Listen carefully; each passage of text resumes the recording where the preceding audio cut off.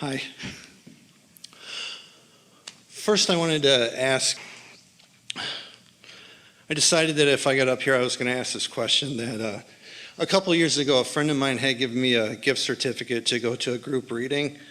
And I thought to myself, wouldn't it be great if Jerry came in for me? And the person that they described sounded like Jerry, and it said that the first initial of their name was J. So was it Jerry, and did he spirit bomb the group reading I was at?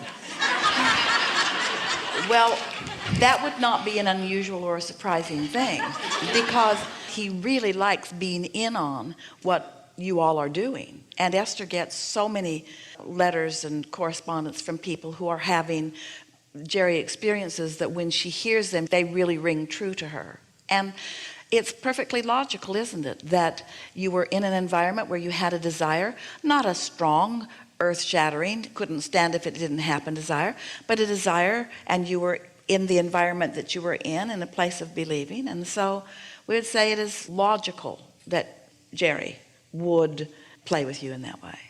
Great.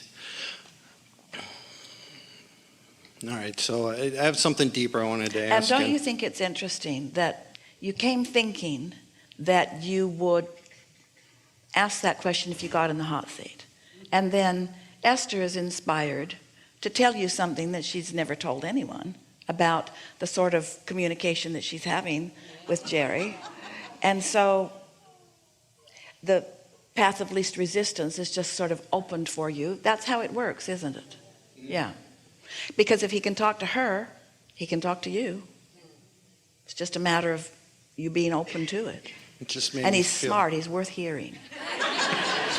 It made me feel like I was part of the family. Yeah, for sure.